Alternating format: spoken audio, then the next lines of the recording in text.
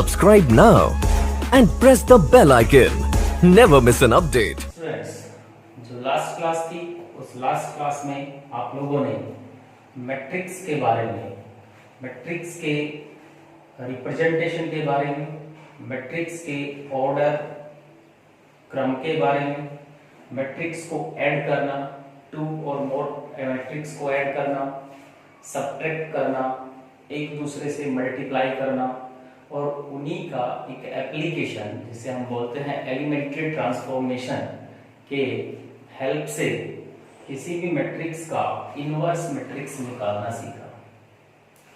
अब जो fourth chapter हमारा है डिटर्मिनेंट, सारणिक, उसके बारे में हम बात करेंगे। तो जो डिटर्मिनेंट है उसको समझने के लिए पहले हम समझते हैं कि अगर हमारे पास एक पेयर ऑफ लीनियर इक्वेशन है जो कि a1x plus b1y equal to c1 और a2x plus b2y equal to c2 द्वारा रिप्रेजेंट होता है। First linear equation in two variable है a1x plus b1y equal to c1, a2x plus b2y equal to c2। Second linear equation in two variable यहाँ पर है। अगर इन दोनों linear equation को जो कि टू वेरिएबल में है हम मैट्रिक्स में डिफाइन करना चाहते हैं, मैट्रिक्स में रिप्रेजेंट करना चाहते हैं, तो उसके लिए एक मैट्रिक्स हम बना लेते हैं जो कि कोफिशिएंट से मिलके बनता है, x और y के कोफिशिएंट से। जो फर्स्ट इक्वेशन में x और y के कोफिशिएंट हैं वो इस मैट्रिक्स के लिए एलिमेंट बन जाएंगे फर्स्ट रो के a1 b1। जो सेकंड है उसमें a2 b2। तो इस तरह से एक मैट्रिक्स हमारे पास आ गया A। सेकंड कंडीशन में हम एक वेरिएबल मैट्रिक्स लेते हैं जिसे x से डिनोट किया जाता है। उस x में हम टू रो रखेंगे लेकिन कॉलम एक ही रखेंगे क्योंकि हमारे पास जो वेरिएबल्स हैं x y, तो दोनों को एक x equal to X Y matrix में हम शो करेंगे। और थर्ड जिसे हम b लेते हैं और उसमें जो कांस्टेंट है उनको भी 2/1 वाले एक मैट्रिक्स में हम अप्लाई करेंगे। इसको 2/2, इसको 2/1 और इसको 2/1 लेने का रीजन ये है जिससे कि मल्टीप्लिकेशन पॉसिबल हो सके। अब इन तीनों में रिलेशन बनाने के लिए रिलेशन होता है ax equal to b। Means अगर हम a मैट्रिक्स को x के साथ मल्टीप्लाई करें तो दोनों को मल्टीप्लाई करके हमें जो थर्ड मैट्रिक्स है b वो फाइंड आउट हो जाता है। लेकिन यहाँ अभी हमारा टॉपिक यहाँ से x और y का वैल्यू नहीं निकालना है, हम रिलेट कर रहे हैं मैट्रिक्स को डिटर्मिनेंट के साथ। हम जो अवयव हमने पढ़ा है लास्ट चैप्टर में, जो अवयव हमने किया उसको सारणी के साथ हम रिलेट कर रहे हैं। तो उसमें क्या है, हमने ax इक्वल टू b तक फाइंड किया, लेकिन ये जो linear equation in two variable वाला पेयर है 10th क्लास में हमने किया था कि उसको अगर हम चाहते हैं कि वो यूनिक सॉल्यूशन दे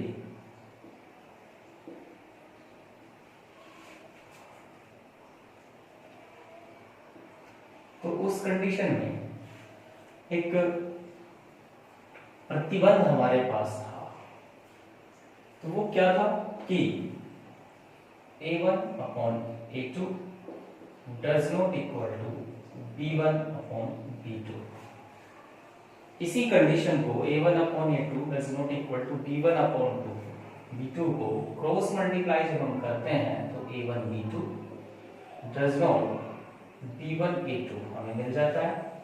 इसको आगे लिखते हैं तो a1 b2 minus b1 a2 does not equal to 0। ये वाली जो कंडीशन है ये एक वो कंडीशन है जो इस linear equation in two variable का जो पेयर है उन दोनों में यूनिक सॉल्यूशन को शो करेगा। अब अगर ये यूनिक सॉल्यूशन को शो कर रहा है तो उसके लिए ये जो a1 b2 minus b1 a2 है ये एक वैल्यू को रिप्रेजेंट करेगा, मतलब वो कभी भी 0 के इक्वल नहीं होगा। इट इज लेस देन 0 और मोर देन 0। इसका जो वैल्यू होना चाहिए it should be less than 0 और मोर देन 0। इसको या तो 0 से कम होना चाहिए या 0 से अधिक होना चाहिए। तो ये जो वैल्यू हमें मिल रहा है, इसी वैल्यू को हम उस डिटर्मिनेंट का वैल्यू बोलते हैं जो इस ए मैट्रिक्स से रिप्रेजेंट होता है। मीन्स अगर हमारा मैट्रिक्स है A equal A1 B1 A2 B2, तो उसी के रिगार्डिंग जो वर्टिकल टू लाइन है, जैसे लास्ट क्लासेज में मोड को रिप्रेजेंट करने के लिए भी हम यूज करते थे, इन दोनों लाइन को हम डिटर्मिनेंट बोलते हैं। इसको ऐसे भी राइट किया जा सकता है, determinant A equal this is also determinant A, और यहां आ जाएगा टू वर्टिकल लाइन लेंगे और एलिमेंट ले लेंगे A1 B1 A2 B2। तो इस तरह से जो A आपके पास मैट्रिक्स था उसको अगर डिटर्मिनेंट, उसका अगर डिटर्मिनेंट निकाला जाए तो वो डिटर्मिनेंट यहाँ दो वर्टिकल लाइन के बिटवीन में इसके एलिमेंट को लेने से हमें फाइंड आउट हो जाता है। ये कैसे हमें फाइंड आउट होगा? तो ये जो डिटर्मिनेंट है इसका वैल्यू कैसे निकले? तो इसको जब एक्सपेंड किया जाता है तो A1 का मल्टीप्लाई B2 के साथ, बिटवीन में माइनस A2 का मल्टीप्लाई B1 के साथ लेते हैं। मीन्स इस तरह से हमें यही वैल्यू मिल जाता है और इसी वैल्यू को हम कहते हैं determinant of a given matrix.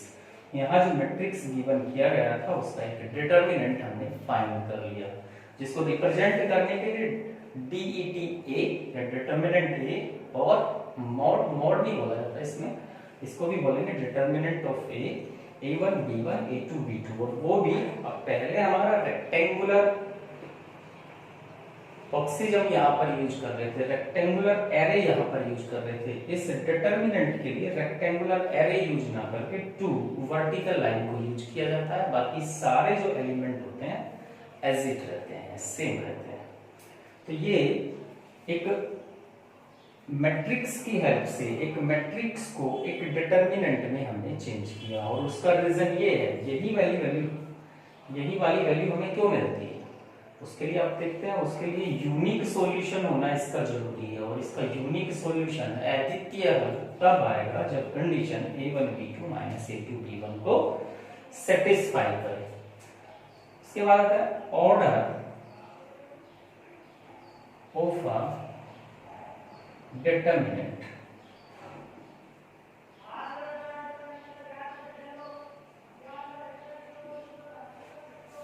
Order of determinant find करने के लिए ये कॉन्सेप्ट सेम ऐसा ही है जैसे मैट्रिक्स वाला था।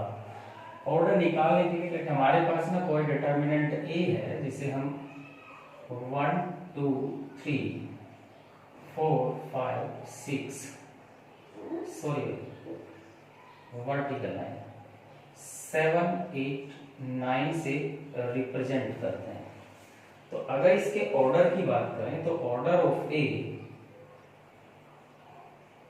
Of determinant A equal to, जैसे मैट्रिक्स में होता था सेम कंडीशन यहाँ पर है, number of rows 1 2 3, then multiply या by number of column 1 2 3, then 3 multiply 3।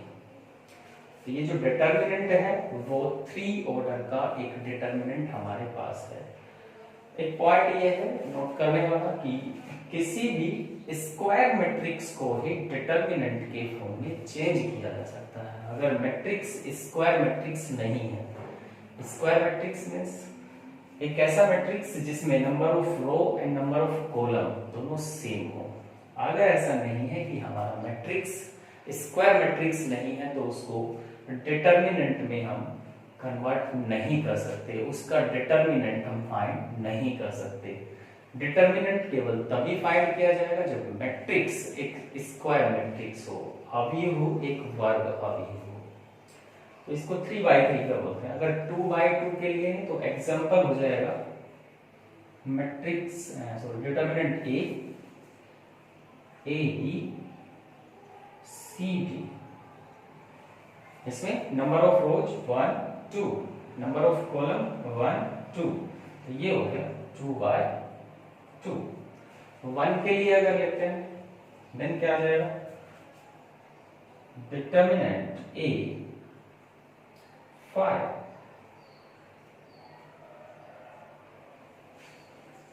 तो इसे क्या बोलेंगे, number of rows 1, number of column 1, तो ये हो गया ऑर्डर 1, ये हो गया ऑर्डर 2, ये हो गया ऑर्डर 3। तो डिटर्मिनेंट का ऑर्डर सेम ही होता है जैसे मैट्रिक्स का ऑर्डर निकाला जाता है, लेकिन चेंज आता है किसमें, मैट्रिक्स को रिप्रेजेंट करने के लिए रेक्टेंगुलर एरे का यूज करते हैं, जबकि उसके अपोजिट डिटर्मिनेंट को आइडेंटिफाई करने के लिए, रिप्रेजेंट करने के लिए हम टू वर्टिकल लाइन को यूज करते हैं।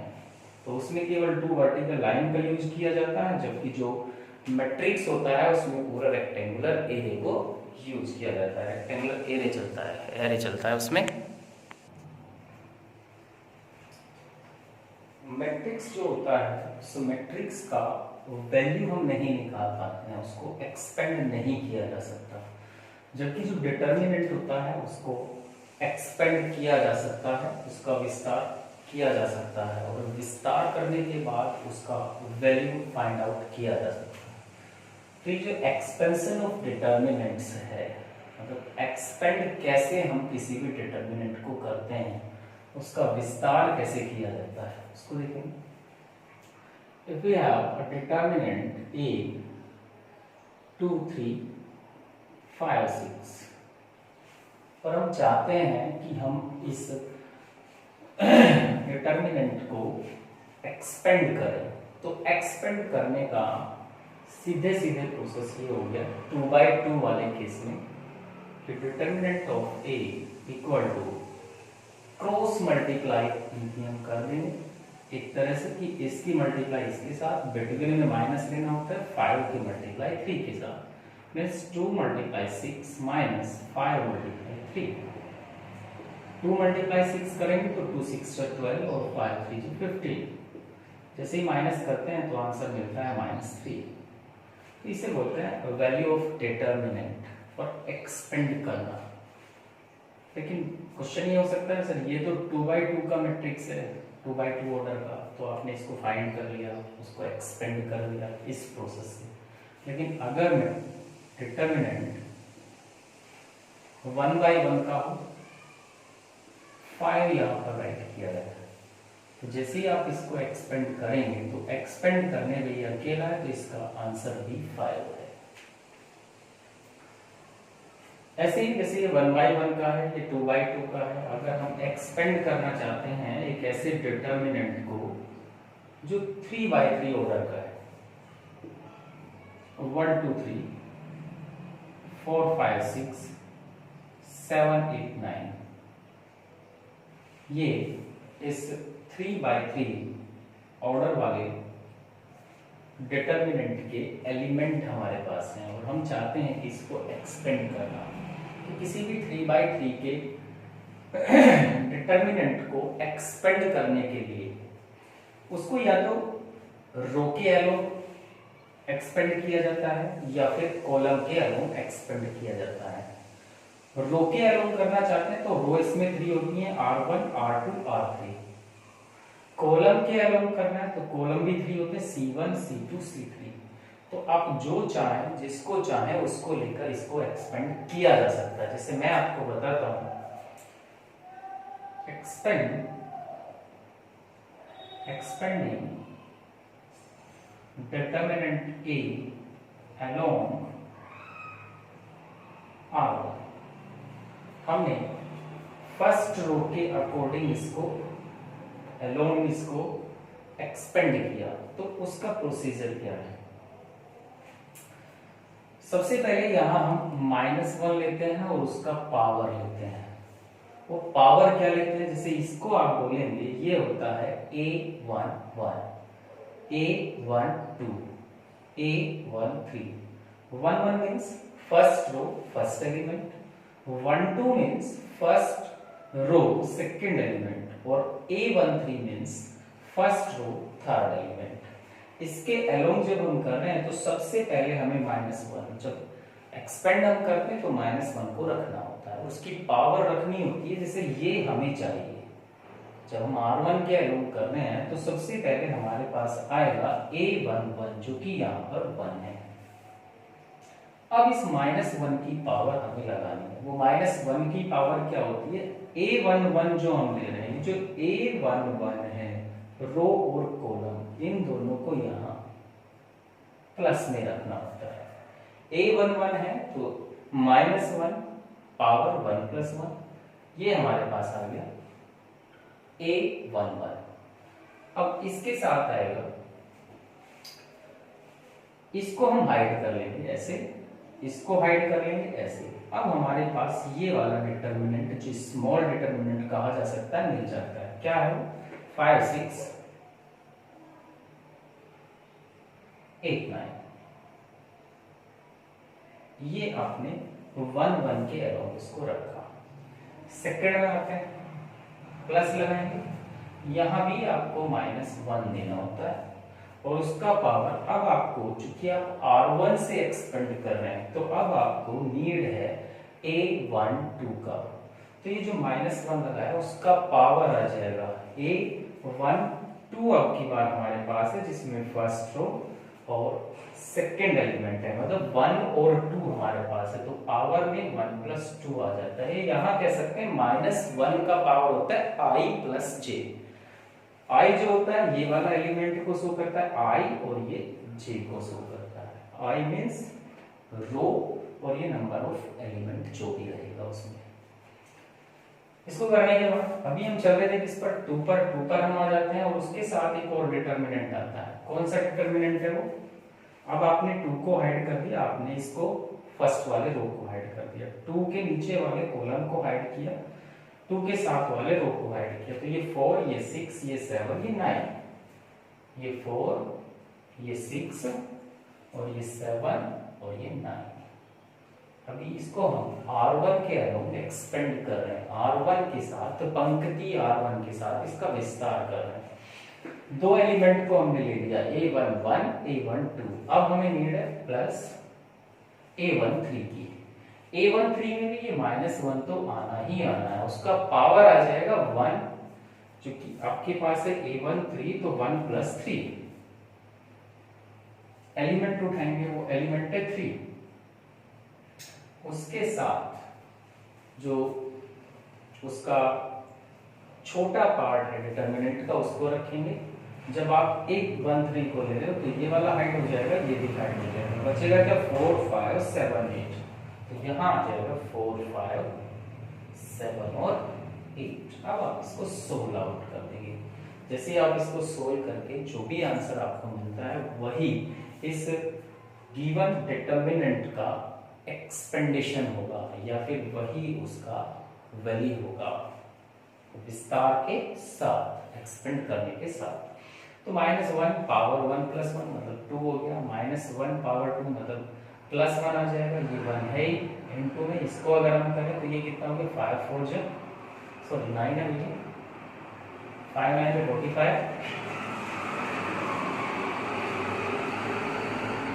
-8 6 40। यहाँ प्लस है, ये माइनस है, पावर हो गई 1 + 2, 1 + 2 होता है 2 और 1 3, तो -1 पावर 3 मीन्स ये माइनस आपको यहाँ दे देगा, इनटू में ये वाला 2 और साथ में यहाँ रहेगा 4 9 36 -7 6 40 प्लस में आप आए -1 पावर 3 + 1 मतलब के 4, -1 का पावर E1 है, तो ये +1 हो जाएगा, साथ में 3 और यहाँ आ जाएगा 4 8 जा 32 -7 5 जा 30। आगे बढ़ाते हैं इसको, 1 यहाँ चल रहा है 45 -48 मतलब -3, तो यहाँ -3 आ गया, -1 2 36 -42 42 में से 36 को माइनस किया, -6 आ गया, माइनस प्लस और 6 2 जा 12। थर्ड वन में 35 32 माइनस में आके 3 3 3 जा 9 9 और 3 कितना होता है 12 प्लस में 12। दोनों को हमने कैंसिल आउट किया तो 0। तो ये ऐसा डिटर्मिनेंट आ गया जिसका वैल्यू 0 हो, और ऐसे डिटर्मिनेंट को जिसका वैल्यू 0 होता है, जो डिटर्मिनेंट ऐसे मैट्रिक्स से बने कि जब उसके डिटर्मिनेंट को वैल्यू को निकाला जाए और वो 0 आ जाए, तो ऐसे मैट्रिक्स को बोलते हैं कि वो इनवर्टिबल मैट्रिक्स नहीं है। याद रखने वाली बात है, इनवर्स उसका हम नहीं निकाल पाएंगे where determinant of A equal to 0। अगर आप इनवर्स निकालना चाहते हैं, जो लास्ट आपने किया एलिमेंट्री ऑपरेशन लगाया, वो तब आप लगाते थे उसको निकालने के लिए कि जब उस मैट्रिक्स का जो डिटर्मिनेंट है उसका वैल्यू 0 के इक्वल ना हो, तभी वो निकल पाएगा। अदरवाइज जो इनवर्स ऑफ मैट्रिक्स है वो नहीं निकल पाएगा। इनवर्स ऑफ मैट्रिक्स निकालने के लिए मैट्रिक्स का इन्वर्टिबल होना जरूरी है, और मैट्रिक्स के इन्वर्टिबल होने के लिए उस मैट्रिक्स से जो डिटर्मिनेंट बनता है उस डिटर्मिनेंट का वैल्यू 0 नहीं होना चाहिए, छोटा होना चाहिए या फिर 0 से बड़ा होना चाहिए। जैसे लास्ट कॉन्सेप्ट में आपको बताया गया, उसे यूनिक होना चाहिए, लेकिन यूनिक होने के लिए उसे 0 नहीं आना है। यहाँ 0 आ रहा है मींस वो यूनिक नहीं है, और यूनिक नहीं है तो वो इन्वर्टिबल भी नहीं है, ऐसा आप बोलेंगे। तो ये इस तरह से हम किसी भी गिवन डिटर्मिनेंट को एक्सपेंड कर लेते हैं, उसका विस्तार कर लेते हैं। ये मैंने जो बताया है आपको, वो बताया अकॉर्डिंग टू रो, और वो भी मैंने R1 लिया। अगर आप R2 ले रहे होते तो उस कंडीशन में आपको पहले 4 को रखना होता, यहाँ 4 आ जाता, -1 के लिए पावर आ जाती। अब ये जो है, जो 4 है, इस डिटर्मिनेंट का A21 एलिमेंट है, तो A21 में यहाँ 2 + 1 आपको लेना होता, 2 + 1 3 होता है, और -1 की पावर 3 मीन्स वो आपको माइनस देता। यहाँ माइनस आप लगाते, ये 4 आप लगाते, इसको और इसको हाइड कर लेते। जो छोटा डिटर्मिनेंट आता वो आता 2 3 8 9, यहाँ पर उसको सोल्व करते, यही प्रोसेस आप लगाते। तो इसको यूज करके आप R1 R2 R3 के अकॉर्डिंग उसको एक्सपेंड कर सकते हैं, लेकिन अगर आपको C1 के अकॉर्डिंग करना हो तो अब आप C1 लेंगे, ये वाला पार्ट लेंगे। तब आप लेंगे सबसे पहले A11, आपको -1 का पावर ऐसे ही रखना है, A11 है तो वहां भी 1 + 1 आएगा, ये 1 भी आएगा। लेकिन अगर आप किसके अलोंग कर रहे हैं, कॉलम के अलोंग कर रहे हैं, तो इसको आप हाइड करेंगे, साथ में इसको आप हाइड करेंगे, तो छोटा जो डिटर्मिनेंट बनेगा 5 6 8 9, मतलब ये सेम रहने वाला है उस कंडीशन में भी। अब जब यहाँ प्लस लगाएंगे, -1 लगाएंगे, अब पावर आप वहां 4 रखेंगे और पावर रखेंगे 2 + 1, यहाँ भी 1 + 2 ही आ रहा है, तो उसमें 3 आके -1 आ जाएगा। लेकिन अब की बार हाइड किया जाएगा इसे और इसे, तब आएगा 2 3 और 8 9, और वहां चेंज आ जाएगा। मतलब C1 के अलोंग कर रहे हैं तो C1 के अलोंग करेंगे, उसमें C1 को प्रेफरेंस देना है, C2 या C3, तो किसी को भी लेकर R को या फिर C को आप किसी भी गिवन डिटर्मिनेंट को एक्सपेंड कर सकते हैं।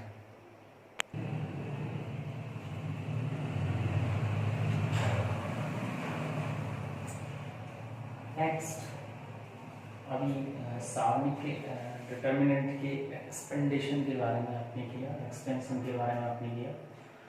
प्रॉपर्टीज ऑफ अ डिटर्मिनेंट, कोई भी जो डिटर्मिनेंट होता है उसकी कुछ प्रॉपर्टीज होती हैं, तो वो क्या क्या प्रॉपर्टीज हैं जिसके बेस पर हम प्रॉपर्टीज डिटर्मिनेंट से रिलेटेड क्वेश्चनों में एप्लीकेशन को यूज करते हैं, प्रॉपर्टीज को यूज करते हैं। तो वो जो प्रॉपर्टीज हैं उसके बारे में आप यहाँ स्टडी कर रहे हैं।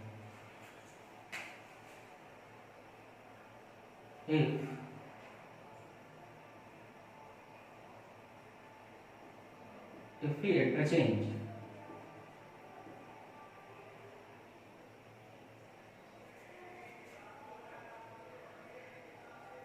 rows to column,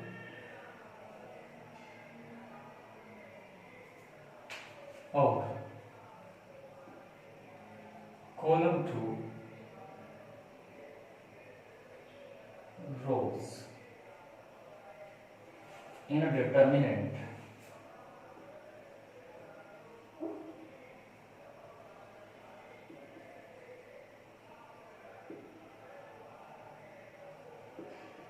then the value of determinant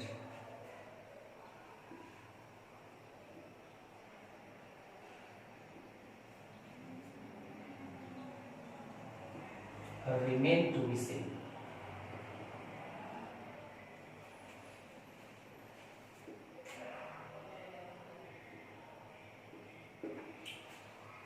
If we interchange rows to column or column to rows in a determinant, then value of determinant remain to be same. अगर किसी determinant के रोज को column में और column को रोज में change कर दिया जाए तो उस डिटर्मिनेंट के वैल्यू में कोई भी चेंज नहीं आता है. Example, we have a determinant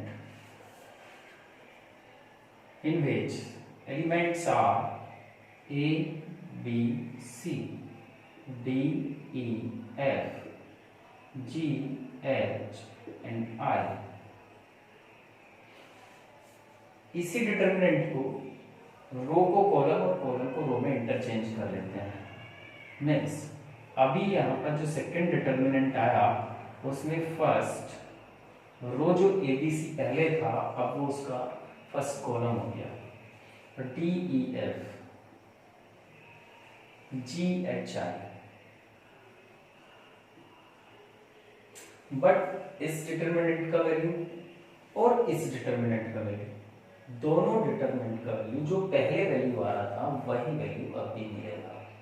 मतलब अगर किसी डिटर्मिनेंट के रो को कॉलम में कॉलम को रो में चेंज कर दे तो जो पहले उसका वैल्यू था वही value after changing, after interchanging भी वही वैल्यू उसका फाइंड आउट होता है. तो ये हमारा सबसे पहली प्रॉपर्टी है डिटर्मिनेंट की.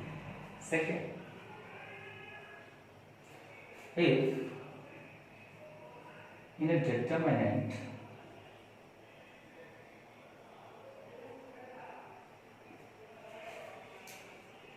two rows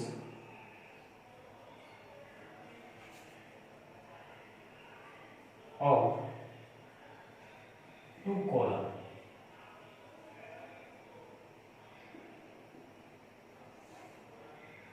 be changed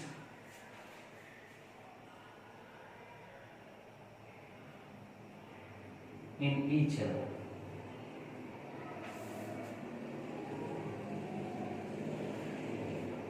then the value of determinant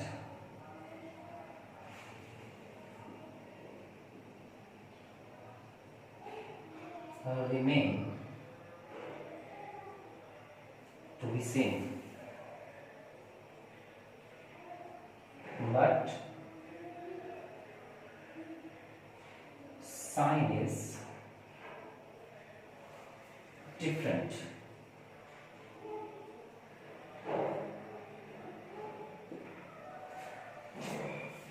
इसमें क्या है, इफ इन अ डिटर्मिनेंट, अगर एक डिटर्मिनेंट में टू रो को या और टू कॉलम को be change in each other, two row हमने ली R1 R2 दोनों को एक दूसरे में इंटरचेंज कर दिया, या फिर टू कॉलम हमने लिए C1 C2, C1 को C2 में, C2 को C1 में इंटरचेंज कर दिया. तो उसके बाद जो ईच अदर इंटरचेंज कर देते हैं, वैल्यू ऑफ डिटर्मिनेंट्स रिमेन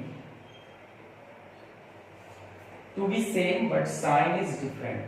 तो वैल्यू तब भी सेम रहता है बट जो साइन होता है, वैल्यू जो निकल के आता है, अगर पहले पॉजिटिव साइन दे रहा था तो अब नेगेटिव साइन दे देगा, या पहले नेगेटिव साइन आ रहा था तो अब पॉजिटिव साइन दे देगा. मतलब वैल्यू तो वही निकल के आएगा लेकिन उसका साइन चेंज हो जाएगा. इसका एग्जांपल देख लेते हैं. 1 2 3 4 5 6 7 8 9. हम जो यहाँ चेंज कर रहे हैं वो टू रो को चेंज कर रहे हैं. मतलब यहाँ जो R2 है उसको मैंने ना R1 में चेंज कर दिया, तो वो हो गया 4 5 6. यहाँ जो R2 अब आ रहा है वो पहले R1 था, मतलब उस R1 को चेंज कर दिया R2 से, तो 4 1 2 3 और ये आ गया 7 8 9. तो जैसे ही हमने उनकी टू रो को एक दूसरे के साथ चेंज किया तो उस कंडीशन में वैल्यू वही रहेगा, इक्वल आ गया, लेकिन उसका जो साइन है वो डिफरेंट आ जाएगा, साइन उसका चेंज हो जाएगा.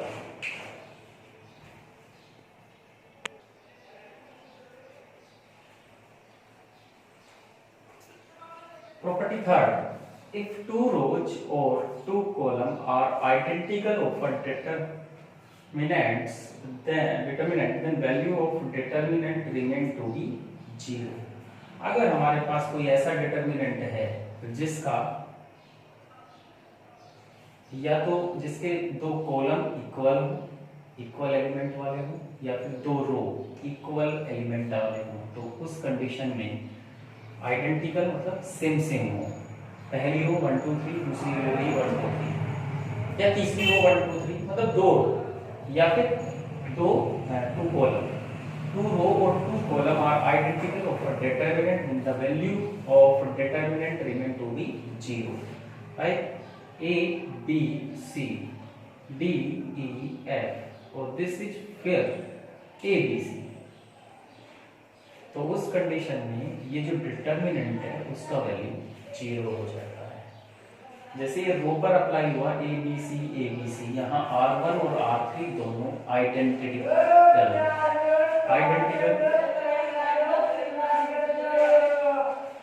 दोनों सेम है। अगर वो दोनों सेम है तो उसका वैल्यू 0 हो जाता है। फोर्थ, यही कंडीशन कॉलम पे भी अप्लाई होती है। अगर इस डिटर्मिनेंट में टू कॉलम इक्वल रहे होते ए डी ए और यहाँ कोई और कॉलम या तो C2 या फिर C3 भी A D A होता, तो उस कंडीशन में भी इस डिटर्मिनेंट का वैल्यू 0 ही हो जाता। तो वहां पर टू कॉलम या फिर टू रो आइडेंटिकल हो जाते, तो उस वजह से उसका वैल्यू 0 हो जाता। Fourth, if we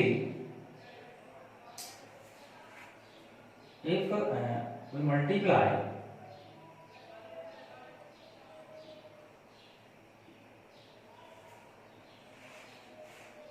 each element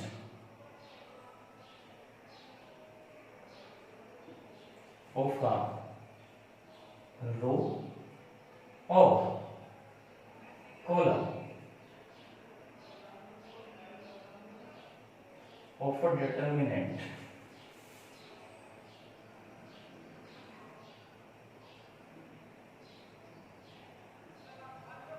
then value of determinant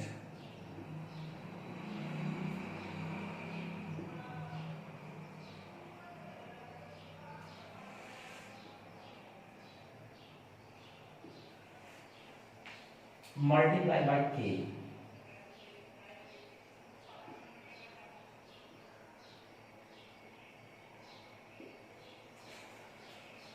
अगर किसी डिटर्मिनेंट के किसी एक रो के या फिर और किसी एक कॉलम के ईच एलिमेंट को हम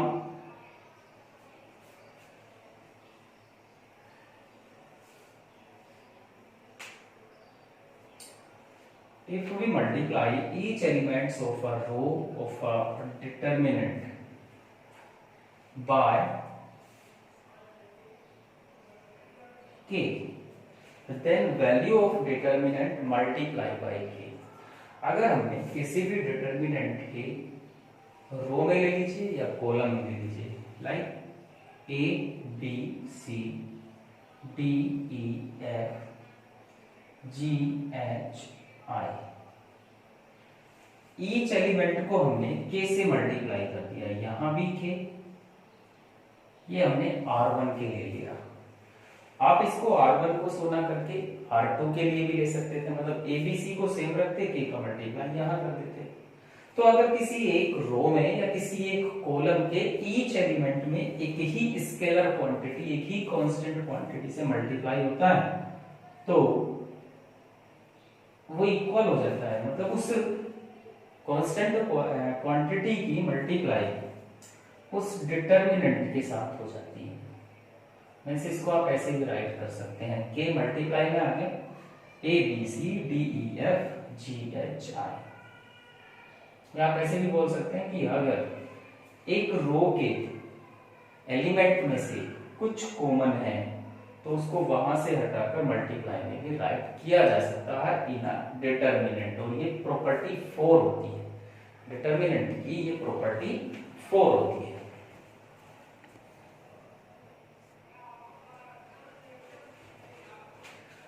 Property 5. If the elements of a row of column, अगर किसी रो या कॉलम के जो एलिमेंट हैं किसी डिटर्मिनेंट के are express as sum of two और मोर टर्म्स, अगर उनको एलिमेंट को इस तरह से एक्सप्रेस किया गया है जो कि सम के फॉर्म में है, ऐड के फॉर्म में है, सब्ट्रैक्ट के फॉर्म में है, then the determinant can be expressed as sum of two determinant. तब उनका जो एक्सप्रेस किया जाएगा वो ऐसे दो डिटर्मिनेंट में एक्सप्रेस कर दिया जाएगा जो सम के फॉर्म में है। अगर हमारे पास एक डिटर्मिनेंट है a1 b1 c1 a2 b2 c2 a3 b3 c3। अब ये जो डिटर्मिनेंट हमारे पास है उस डिटर्मिनेंट का या तो किसी एक रो या फिर किसी एक कॉलम को सम के फॉर्म में राइट कर दिया जाए। हम किसी रो को ले लें, मतलब यहाँ प्लस कर दिया जाता है कोई कांस्टेंट वैल्यू k1, यहाँ k2, यहाँ k3। लेकिन ये कंडीशन, ये प्रॉपर्टी तभी फॉलो हो पाएगी जब तीनों एलिमेंट में, फर्स्ट रो के तीनों एलिमेंट में किसी कांस्टेंट से ऐड किया गया हो, सम किया गया हो। तो इस तरह के डिटर्मिनेंट को आप ऐसे भी राइट कर सकते हैं a1 b1 c1 a2 b2 c2 और a3 b3 c3। सम के फॉर्म में राइट कर देते हैं, बिटवीन में प्लस लगाएंगे और एक अदर डिटर्मिनेंट राइट करेंगे जिसमें a1 को छोड़कर यहाँ k और ये b1 और ये c1, ये k2 b2 c2 k3 b3 c3। मतलब केवल पहले डिटर्मिनेंट में a1 a2 a3 लेना है रो के साथ, और दूसरे वाला जो प्लस में डिटर्मिनेंट आएगा उसके साथ k1 k2 और k3 को हमें यूज करना है। तो उन्हें ना ये जो एक रो सम के फॉर्म में एक्सप्रेस हो रही थी उसको अब टू डिटर्मिनेंट में जो कि सम के फॉर्म में है एक्सप्रेस कर दिया गया। Property 6, if each element of a row और column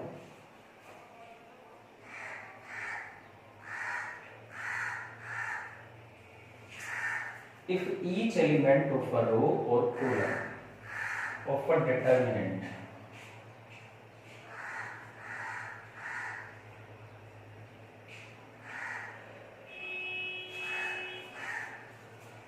is 0, then the value of determinant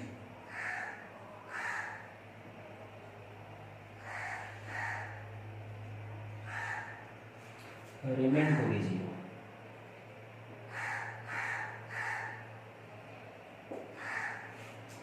अगर अब हमारे पास एक ऐसा डिटर्मिनेंट है जिसमें या तो रो या फिर कॉलम, कोई भी एक रो या फिर कोई भी एक कॉलम का ईच एलिमेंट 0 हो, जैसे जो हमारा R1 है वो 0 0 0 के इक्वल है, इससे अलग ये कुछ भी नहीं 1 2 3 4 5 6 या anything.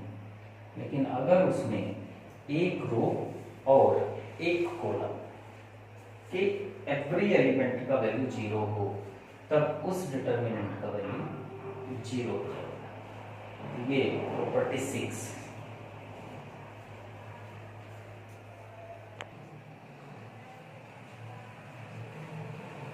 Property 7, if we multiply by any constant in a row or column, अगर हमने किसी रो और किसी कॉलम के ईच एलिमेंट में किसी कांस्टेंट से मल्टीप्लाई कर लिया और ऐड और सब्ट्रैक्टेड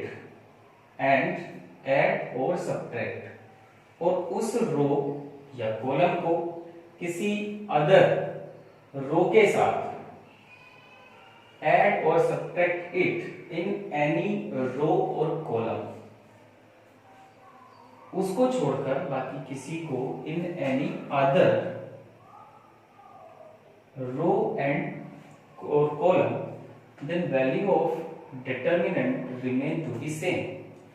अगर हमने किसी रो को या फिर किसी कॉलम को, हम रो की बात कर रहे हैं, रो को लिया, उसमें किसी कांस्टेंट से मल्टीप्लाई की और उसको किसी अदर रो में हमने क्या कर दिया, प्लस कर दिया, तो उस कंडीशन में उसका जो वैल्यू रहता है रिमेन, डिटरमिनेंट का जो वैल्यू रहता है रिमेन टू बी सेम, वो इक्वल रहता है, पहले जैसा ही रहता है, उसमें भी ऐड किया जा सकता है।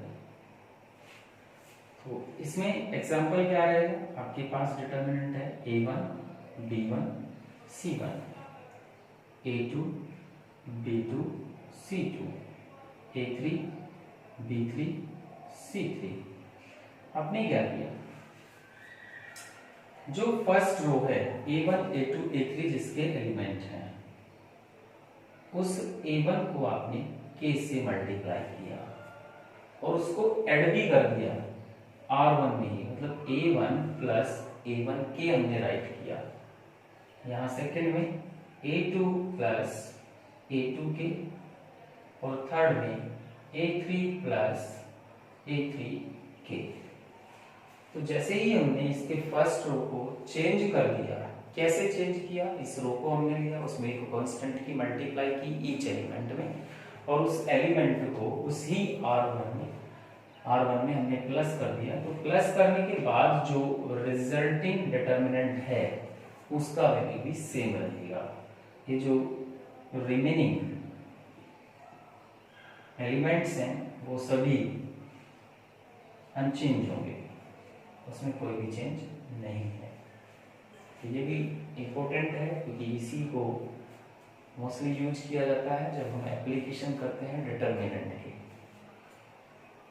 क्या है एक बार फिर से हम समझ लें, किसी भी रो में किसी कांस्टेंट से हमने मल्टीप्लाई की, रो में मल्टीप्लाई करने का मतलब ये है उस रो के पर्टिकुलर ईच एलिमेंट को हमने मल्टीप्लाई कर लिया और उसको फिर प्लस कर लिया। इस रो में भी कर सकते हैं, इसमें भी कर सकते हैं, इसमें भी कर सकते हैं, उससे इफेक्ट नहीं पड़ेगा। जिसमें भी आप प्लस कर रहे हैं तो उसमें प्लस करने के बाद जो रिजल्टिंग डिटरमिनेंट आपके पास आया वो रिजल्टिंग डिटरमिनेंट पहले वाले डिटरमिनेंट के सेम रहेगा। तो ये 7 प्रॉपर्टीज हैं डिटरमिनेंट की जो कि डिटरमिनेंट के प्रॉब्लम्स को, एप्लीकेशन को सोल्व करने में हेल्प करती हैं। तो ये जो 7 प्रॉपर्टीज हैं वो आपको विद एग्जाम्पल लर्न हो, आप उन्हें अच्छे से समझते हैं, जिससे आप उनको क्वेश्चनों पे अप्लाई कर पाएं, जिससे क्वेश्चन को करने में आपको अच्छी हेल्प मिले। तो ये जो वीडियो आप देख रहे हैं ये YouTube के ऑनलाइन मैथमेटिक्स क्लासेस चैनल पर आप देख रहे हैं। वीडियो आपको अच्छी लगे तो वीडियो को लाइक करें, शेयर करें, सब्सक्राइब जरूर करें और आगे आने वाली वीडियो के बारे में, नोटिफिकेशन के बारे में जानने के लिए बेल आइकन को प्रेस करें। इस टॉपिक डिटरमिनेंट जिसमें की प्रॉपर्टीज तक हम पहुंच चुके हैं, उससे रिलेटेड जो उसकी एप्लीकेशन है उसको आप लोगों के सामने जल्दी ही नेक्स्ट क्लास में रखा जाएगा। तो thank you. Subscribe now and press the bell icon. Never miss an update.